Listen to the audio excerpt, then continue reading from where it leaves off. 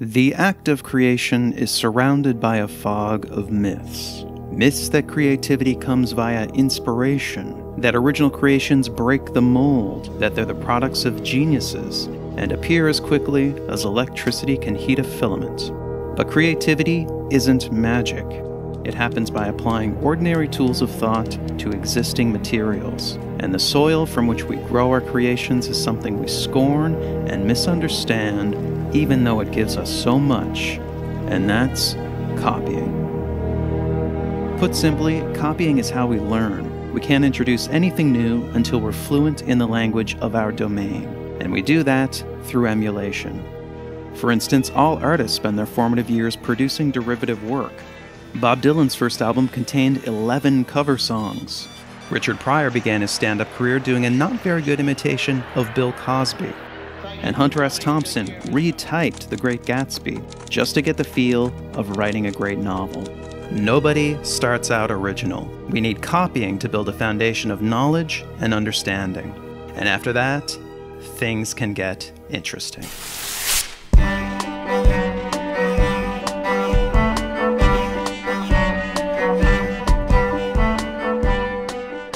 After we've grounded ourselves in the fundamentals through copying, it's then possible to create something new through transformation, taking an idea and creating variations. This is time-consuming tinkering, but it can eventually produce a breakthrough. James Watt created a major improvement to the steam engine because he was assigned to repair a Thomas Newcomen steam engine. He then spent 12 years developing his version. Christopher Latham Scholes modeled his typewriter keyboard on a piano. This design slowly evolved over 5 years into the QWERTY layout we still use today. And Thomas Edison didn't invent the light bulb. His first patent was improvement in electric lamps, but he did produce the first commercially viable one after trying 6,000 different materials for the filament. These are all major advances, but they're not original ideas so much as tipping points in a continuous line of invention by many different people. But the most dramatic results can happen when ideas are combined. By connecting ideas together, creative leaps can be made, producing some of history's biggest breakthroughs. Johann Gutenberg's printing press was invented around 1440, but almost all its components had been around for centuries. Henry Ford and the Ford Motor Company didn't invent the assembly line, interchangeable parts, or even the automobile itself, but they combined all these elements in 1908 to produce the first mass-market car, the Model T. And the internet slowly grew over several decades as networks and protocols merged. It finally hit critical mass in 1991 when Tim Berners-Lee added the World Wide Web. These are the basic elements of creativity: copy, transform, and combine. And the perfect illustration of all these at work is the story of the devices we're using right now. So let's travel back to the dawn of the personal computer revolution and look at the company that started it all. Xerox. Xerox invented the modern personal computer in the early 70s. The Alto was a mouse-driven system with a graphical user interface. Bear in mind that a popular personal computer of this era was operated with switches, and if you flipped them in the right order, you got to see blinking lights. The Alto was way ahead of its time. Eventually, Apple got a load of the Alto and later released not one, but 2 computers with graphical interfaces, the Lisa and its more successful follow-up, the Macintosh. The Alto was never a commercial product, but Xerox did release a system based on it in 1981, the Star 8010. 2 years before the Lisa, 3 years before the Mac. It was the Star and the Alto that served as the foundation for the Macintosh. The Xerox Star used a desktop metaphor with icons for documents and folders. It had a pointer, scroll bars, and pop-up menus. These were huge innovations, and the Mac copied every one of them.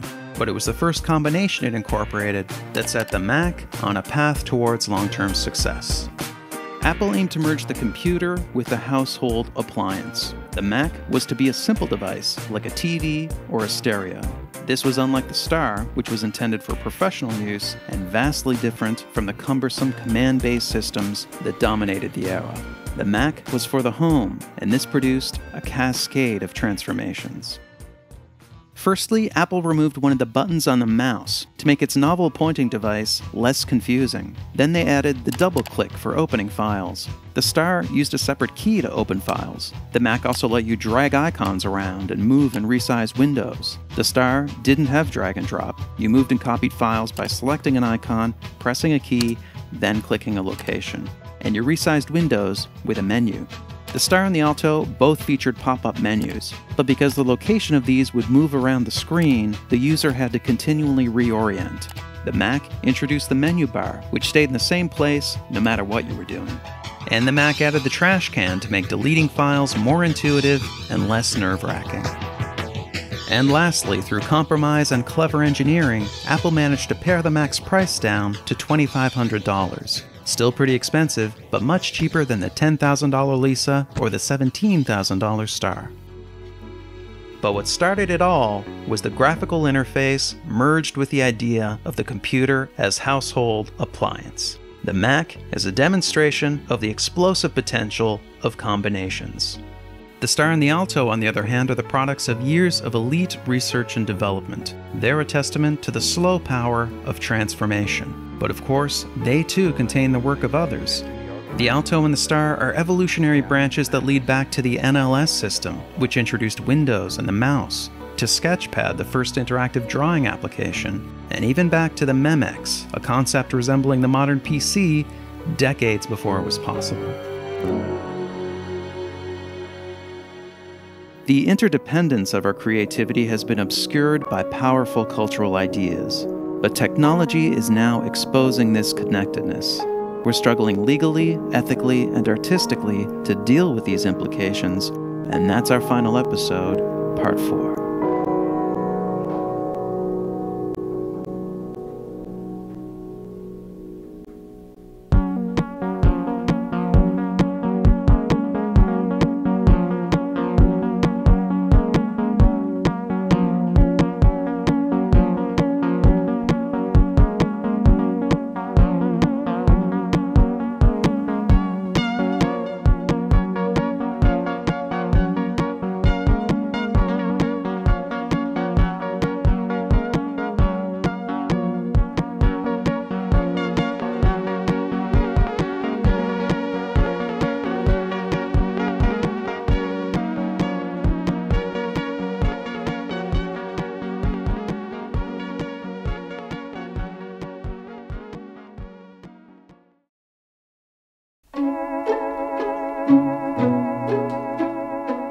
What if Xerox never decided to pursue the graphical interface? Or Thomas Edison found a different trade?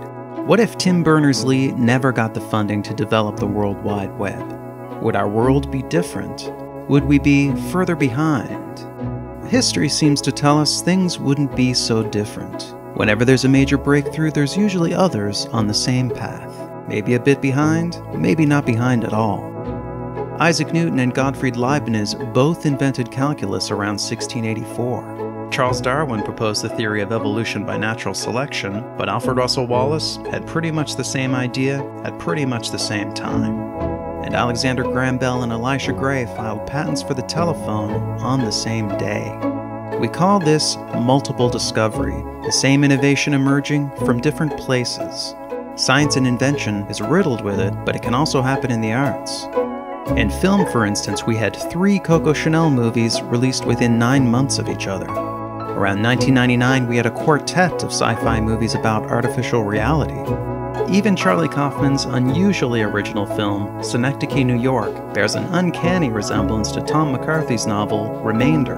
Both are the stories of men who suddenly become wealthy and start recreating moments of their lives, even going so far as to recreate the recreations. And actually, the video you're watching, was written just before The New Yorker published a Malcolm Gladwell story about Apple, Xerox, and the nature of innovation. We're all building with the same materials. Sometimes by coincidence we get similar results, but sometimes innovations just seem inevitable.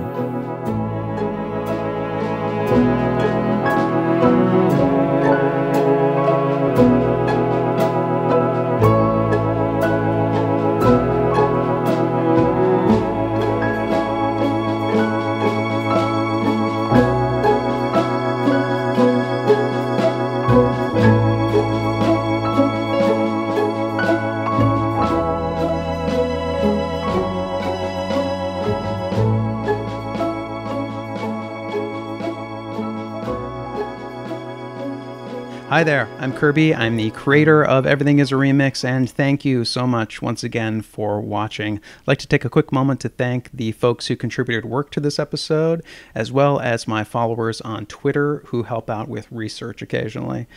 For the last time, financial donations are very much appreciated. Welcome. They really do help make this work. So if you're in a position to donate, please visit the donate page of the website and contribute whatever the series is worth for you. Also consider visiting the sources and references pages of the website and buy some of the books and music and movies that are there. That's the work that I'm building upon in this series, and those folks could certainly use your support as well. Lastly, come see me live. I have speaking engagements coming up. Check out the website for details.